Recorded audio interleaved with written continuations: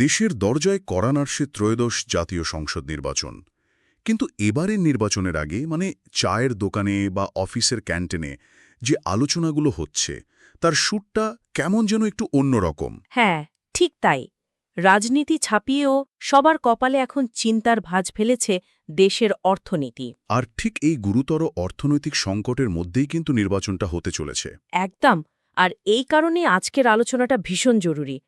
আমাদের হাতে siraj.docx নামের একটি বিশ্লেষণধর্মী নথি আছে, যা এই মুহূর্তের অর্থনৈতিক বাস্তবতা আর রাজনৈতিক প্রতিশ্রুতির নারীবিনের সম্পর্কটা তুলে ধরেছে।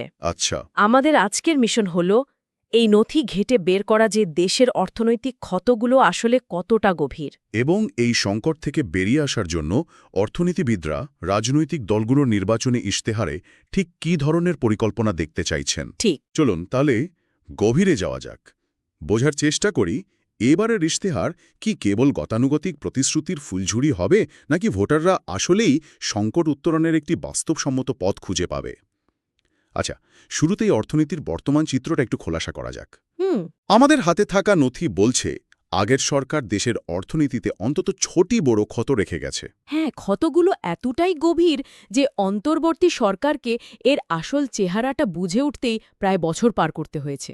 আমার তো শুনেই দুটো জিনিসের কথা মাথায় আসছে। এক, লাগাম ছাড়া মূল্যস্ফীতি, আর দুই, চাকরির অভাব। আপনার কি মনে হয় এই দুটোই কি সবচেয়ে বড় চ্যালেঞ্জ? আপনি একেবারে ঠিক জায়গায় ধরেছেন। এই দুটো সাধারণ মানুষের জীবনকে সরাসরি প্রভাবিত করে। প্রথমত, উচ্চ মূল্যস্ফীতি। এটা এমন একটা পর্যায়ে গিয়েছিল যে মানুষের নুন আনতে পান্তা ফুরানোর দশা। আর দ্বিতীয়ত, ব্যাপক বেকারত্ব, যা আমাদের তরুণ প্রজন্মের মধ্যে একটা গভীর হতাশা তৈরি করেছে। তবে বরফখণ্ডের চূড়াটুকুই শুধু দেখা যায়, পানির নিচে কিন্তু আরও বড় অংশ লুকিয়ে থাকে। তার মানে এই দুটো ছাড়াও আরও গুরুতর ক্ষত আছে। অবশ্যই আরও 4টি গুরুত্বপূর্ণ ক্ষত আছে, যেমন খেলাপি ঋণের পাহাড়। আচ্ছা। চতুর্থত, একটি দুর্বল রাজস্ব ব্যবস্থা। পঞ্চম, লাগামহীন অর্থ পাচার। এবং সবশেষে বৈদেশিক মুদ্রার রিজার্ভ প্রায় তলানিতে এসে ঠেকা। বাপরে! এই সবগুলো মিলেই অর্থনীতিকে একটা ঘোর সংকটের মধ্যে ফেলে দিয়েছে। এক মিনিট, এখানে একটু থামি। খেলাপি ঋণের পাহাড়, এই কথাটা তো আমরা প্রায়ই শুনি, কিন্তু এর মানেটা সাধারণ মানুষের জন্য ঠিক কি? আপনার জীবনে এর প্রভাবটা কোথায় পড়ছে? খুব গুরুত্বপূর্ণ প্রশ্ন। সহজ করে বললে, খেলাপি ঋণ মানে হল ব্যাংকগুলো হাজার হাজার কোটি টাকা কিছু প্রভাবশালী ব্যবসায়ী বা প্রতিষ্ঠানকে ঋণ দিয়েছে, যা আর ফেরত আসছে না। এবং এর সরাসরি প্রভাব দুটো। এক, ব্যাংকের নিজেরই টাকার সংকট তৈরি হয়, ফলে সে নতুন করে কোনো ভালো উদ্যোক্তা বা ছোট ব্যবসায়ীকে ঋণ দিতে পারে না। মানে নতুন ব্যবসা বা চাকরির সুযোগ তৈরি হওয়া থেমে যায়। একদম। আর দুই, এই বিপুল পরিমাণ মন্দ ঋণের বোঝা দিন শেষে সাধারণ করদাতাদেরই বইতে হয়, কারণ সরকারকে জনগণের টাকা দিয়েই অনেক সময় ধুঁকতে থাকা ব্যাংকগুলোকে টিকিয়ে রাখতে হয়। তার মানে কয়েকজনের ঋণের টাকা ফেরত না দেওয়ার বোঝাটা পুরো দেশের অর্থনীতি আর সাধারণ মানুষের কাঁধে এসে পড়ছে। ভয়াবহ ব্যাপার। এর মধ্যে শুনছি অন্তর্বর্তী সরকার কিছু পদক্ষেপ নিয়েছে, মূল্যস্ফীতি নাকি কিছুটা কমেছে।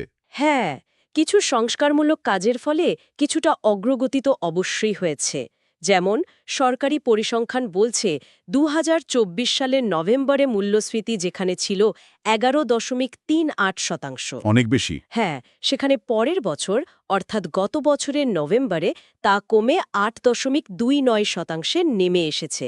প্রায় 3% পয়েন্ট কমে আসাটা কাগজে কলমে বেশ বড় একটা স্বস্তি। কিন্তু 8% তো অনেক বেশি, তাই না? উন্নত দেশগুলোতে তো 2-3%কে স্বাভাবিক ধরা হয়। ঠিক। তার মানে সংকট হয়তো কিছুটা কমেছে, কিন্তু স্বস্তির নিঃশ্বাস ফেলার মতো অবস্থা এখনো তৈরি হয়নি। তাছাড়া বাজারে গেলে তো দাম কমছে বলে মনে হয় না। ঠিক এইখানে আসল সমস্যাটা। আমাদের হাতে থাকা তথ্য একটা অদ্ভুত ধাঁধার মতো চিত্র তুলে ধরেছে। কিরকম? একই সময়ে, অর্থাৎ যখন মূল্যস্ফীতি কমছিল, তখন মানুষের গড় মজুরি বাড়েনি। ও আচ্ছা। অর্থাৎ জিনিসপত্রের দাম কমার হারের চেয়েও আয় বাড়ার হার ছিল অনেক কম। ফলে মানুষের প্রকৃত ক্রয় ক্ষমতা, তার টাকা দিয়ে জিনিস কেনার ক্ষমতা বাড়েনি। এটা তো অনেকটা এমন যে ঝড়ের বেগ কিছুটা কমেছে, কিন্তু নৌপার তলার ফুটোটা তো বন্ধ হয়নি। একদম ঠিক বলেছেন। পানি ঢুকছেই, মানুষ তাই আগের মতোই হিমশিম খাচ্ছে। বাহ, এই ব্যাপারটা তো পুরো ছবিটাই পাল্টে দিল। তার মানে পরিসংখ্যানের উন্নতির পেছনেও একটা তিক্ত বাস্তবতা লুকিয়ে আছে। হুম। আর এই জটিল অর্থনৈতিক পরিস্থিতির মধ্যেই নির্বাচনটা আসছে। স্বাভাবিকভাবেই প্রশ্ন জাগে, এই অবস্থায় রাজনৈতিক দলগুলোর ইশতেহার ঠিক কেমন হওয়া উচিত? ফাঁকা বুলি তো অনেক শোনা হয়েছে। অর্থনীতিবিদরা এবার নক্কর কী চাইছেন? এই প্রশ্নটাই এখন $1 মিলিয়ন প্রশ্ন। অর্থনীতিবিদরা একমত যে এবারের ইশতেহার শুধু কিছু প্রতিশ্রুতির তালিকা হলে চলবে না। তাহলে কি হতে হবে? সেন্টার ফর পলিসি ডায়ালগ বা সিপিডি এর অতিরিক্ত গবেষণা পরিচালক তৌফিকুল ইসলাম খান যেমনটা বলেছেন, ইশতেহারে একটি সুস্পষ্ট অর্থনৈতিক পুনরুদ্ধারের দর্শন থাকতে হবে। দর্শন? হ্যাঁ, এবং এর সাথে একটি নীতির ধারণাগত কাঠালো থাকতে হবে। অর্থনৈতিক পুনরুদ্ধারের দর্শন শব্দগুলো শুনতে বেশ ভারী। এর মানেটা যদি একটু সহজ করে বুঝিয়ে বলতেন। এটা কি শুধুই সুন্দর কথা, নাকি এর কোনো বাস্তব প্রয়োগ আছে? অবশ্যই এর বাস্তব প্রয়োগ আছে। দর্শন বা ফিলোসফি হল আপনার কাজের মূল চালিকা শক্তি। ধরুন, দুটো দলই বলল তারা অর্থনীতিকে চাঙ্গা করবে, আচ্ছা। কিন্তু কিভাবে? এখানেই দর্শনটা স্পষ্ট হতে হবে। একটা দল হয়তো বলতে পারে তাদের দর্শন হল আগে প্রবৃদ্ধি, পরে বন্টন। অর্থাৎ? অর্থাৎ তারা বড় শিল্প আর কর্পোরেট খাতকে কর ছাড় বা অন্যান্য সুবিধা দিয়ে দেশের সামগ্রিক সম্পদ বাড়াতে চায়। তাদের যুক্তি হল অর্থনীতি বড় হলে তার সুফল চুইয়ে চুইয়ে সবার কাছে পৌঁছাবে। বুঝতে পারছি। আর অন্য দলের দর্শনটা কেমন হতে পারে? আর একটা দল হয়তো বলবে তাদের দর্শন হল সামাজিক সুরক্ষা আগে। তারা হয়তো বলবে আমরা আগে গ্রামের সাধারণ মানুষ আর নিম্নবিত্তের হাতে সরাসরি টাকা দেব বা ভর্তুকি বাড়াবো। তাতে কি হবে? এতে তাদের ক্রয় ক্ষমতা বাড়বে, বাজারে চাহিদা তৈরি হবে এবং সেই চাহিদা মেটাতে গিয়েই শিল্প কারখানাগুলো আবার সচল হবে। দেখুন, দুটো দলেরই লক্ষ্য এক, অর্থনীতি পুনরুদ্ধার, কিন্তু পথটা সম্পূর্ণ ভিন্ন। একদমই ভিন্ন। ভোটারদের এই মূল পার্থক্যটা বুঝতে হবে এবং ইশতেহারে এই দর্শনটা পরিষ্কারভাবে লেখা থাকতে হবে। দারুণ একটা ব্যাখ্যা। তার মানে দলগুলোকে শুধু কি করব বললে হবে না, কোন বিশ্বাস থেকে করব সেটাও জানাতে হবে। ঠিক। সিপিডির আরেকজন বিশেষজ্ঞ, সম্মাননীয় ফেলো ড মুস্তাফিজুর রহমানের কথাও নথিতে উল্লেখ আছে। তিনি তো বিনিয়োগের উপর খুব জোর দিয়েছেন। একদম। ডক্টর রহমানের মতে এই মুহূর্তে দেশের বেসরকারি খাতে এক ধরনের স্থিবিরতা বা আড়ষ্ঠতা কাজ করছে। মানে নতুন বিনিয়োগ আসছে না। আসছে না, আবার পুরনো বিনিয়োগকারীরাও ব্যবসা বাড়াতে ভয় পাচ্ছেন। এই স্থিবিরতা দূর করতে না পারলে অর্থনীতিতে কোনোভাবেই গতি ফিরবে না, কারণ কর্মসংস্থান তৈরির মূল ইঞ্জিনটাই হল বেসরকারি খাত। ঠিক। তার মতে ইশতেহারে বিনিয়োগে নতুন করে প্রাণের সঞ্চার করার জন্য সুস্পষ্ট পরিকল্পনা থাকতে হবে। সুস্পষ্ট পরিকল্পনা বলতে ঠিক কি বোঝানো হচ্ছে? যেমন আমরা বিনিয়োগ বাড়াবো, এটা তো সবাই বলে। না, শুধু এইটুকু বললে হবে না, পরিকল্পনা হতে হবে সুনির্দিষ্ট। যেমন কোন কোন খাতে বিনিয়োগকে অগ্রাধিকার দেওয়া হবে, জ্বালানি, প্রযুক্তি নাকি কৃষি প্রক্রিয়াকরণ। আচ্ছা। প্রক্রিয়া কি আরও সহজ করা হবে? সুদের হার নিয়ে সরকারের নীতি কি হবে? এই ধরনের সুনির্দিষ্ট প্রশ্নের উত্তর ইশতেহারে থাকতে হবে। বিনিয়োগকারীরা তো প্রতিশ্রুতির চেয়ে নীতিমালার নিশ্চয়তা বেশি খোঁজেন, তাই না? ঠিক। তার মানে অর্থনীতিবিদরা চাইছেন একটি দর্শন ভিত্তিক এবং সুনির্দিষ্ট কর্মপরিকল্পনা। কিন্তু এখানে আমার একটা প্রশ্ন আছে। বলুন। অতীতের দিকে তাকালে তো দেখা যায় ইশতেহারগুলো তো সবসময় এমন ভালো ভালো কথা লেখা থাকে। অর্থনৈতিক প্রবৃদ্ধি, কর্মসংস্থান, সামাজিক নিরাপত্তা, গ্রামের উন্নয়ন, এগুলো তো প্রত্যেক নির্বাচনের কমন প্লেলিস্টের মতো। হ্যাঁ, তা তো বটেই। তাহলে এবারের ইশতেহারকে ভোটাররা কেন আলাদাভাবে বিশ্বাস করবে?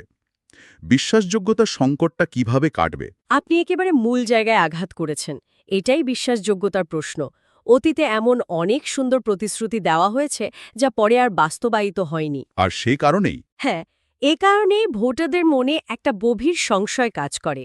বাংলাদেশ পলিসি এক্সচেঞ্জের চেয়ারম্যান ড মাসরুর রিয়াজ ঠিক এই বিষয়টির ওপরই সবচেয়ে বেশি জোর দিয়েছেন।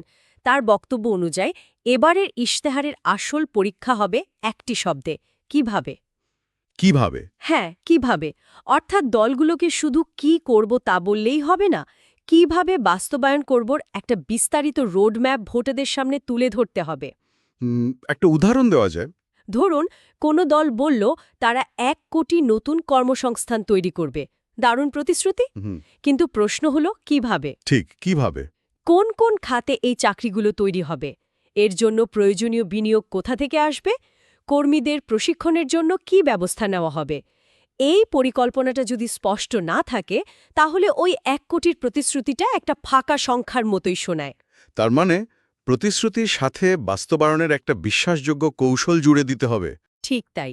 যদি বাস্তবায়নের পথটা দেখানো না হয় তাহলে এটা অনেকটা গন্তব্য জানা আছে কিন্তু ম্যাপ নেই এমন একটা ব্যাপার হয়ে দাঁড়ায়। হুম। ডক্টর রিয়াজ আরও একটা জরুরি বিষয় তুলে ধরেছেন।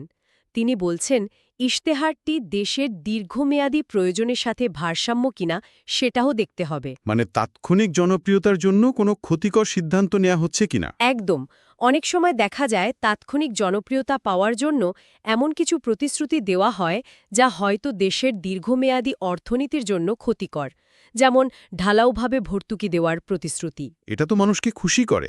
সাময়িকভাবে খুশি করে কিন্তু অর্থনীতির ওপর দীর্ঘমেয়াদী চাপ তৈরি করে।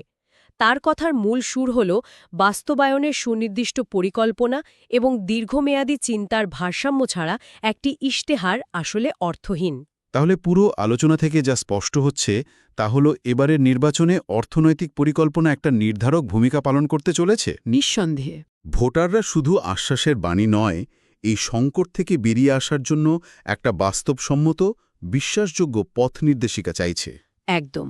আমাদের হাতের নথি এবং বিশেষজ্ঞদের মতামত বিশ্লেষণ করলে এটাই পরিষ্কার হয় যে ভোটাররা এখন অনেক বেশি সচেতন এবং বাস্তববাদী। তারা আর শুধু সাধারণ প্রতিশ্রুতিতে সন্তুষ্ট নন। তারা সমাধান চান। তারা দেখতে চান যে দল ক্ষমতায় আসতে চাইছে তারা দেশের অর্থনৈতিক সংকটটা কতটা গভীরভাবে বুঝতে পেরেছে এবং তাদের কাছে এর কোনো বাস্তবসম্মত সমাধান আছে কিনা। যে রাজনৈতিক দল এই পরিকল্পনাটি সবচেয়ে ভালোভাবে, সবচেয়ে বিশ্বাসযোগ্যভাবে সাধারণ মানুষের ভাষায় উপস্থাপন করতে পারবে, আমার ধারণা তারাই ভোটারদের আস্থা অর্জনে অন্যদের চেয়ে এগিয়ে থাকবে। তার মানে এবারের নির্বাচন কেবল রাজনৈতিক নয়। না, এটি অনেকাংশেই একটি অর্থনৈতিক আস্থার ভোট হতে চলেছে। বিষয়টা এখন জলের মতো পরিষ্কার। অর্থনৈতিক সংকট কতটা জটিল এবং একটি অর্থবহ ইশতেহারের কাছে মানুষের প্রত্যাশা কতটা উঁচু তা আমরা বুঝতে পারলাম। দলগুলোকে এখন তাদের হোমওয়ার্কটা খুব ভালোভাবে করতে হবে। অবশ্যই। এবং তাদের বুঝতে হবে যে এই প্রত্যাশা পূরণ করতে না পারলে শুধু ফাঁকা প্রতিশ্রুতি দিয়ে ভোটারদের মন জয় করা এবার হয়তো কঠিন হবে। আমাদের আজকের আলোচনা প্রায় শেষের দিকে। তবে যাওয়ার আগে শ্রোতাদের জন্য একটা প্রশ্ন রেখে যেতে চাই। নিশ্চয়ই। ভাবুন তো একবার, এবারের নির্বাচনে যদি সত্যিই ভোটাররা প্রতিশ্রুতির পাশাপাশি বাস্তবায়নের বিস্তারিত পরিকল্পনা দাবি করে বসে এবং সেই চাপে রাজনৈতিক দলগুলো সাড়া দিতে বাধ্য হয়, তাহলে এই পরিবর্তনটা কি ভবিষ্যতে আমাদের দেশের রাজনৈতিক সংস্কৃতিকে স্থায়ীভাবে বদলে দিতে পারে? খুব ইন্টারেস্টিং প্রশ্ন। অর্থাৎ সরকার গঠনের পর তাদের উপর প্রতিটা প্রতিশ্রুতি বাস্তবায়নের জন্য একটা নাগরিক চাপ কি তৈরি হবে? এই নির্বাচন শেষ হয়ে গেলেও ভোটারদের এই নতুন ধরনের প্রত্যাশার প্রভাব কি আমাদের রাজনীতিতে আর জবাবদিহিতার প্রক্রিয়ায় থেকে যাবে?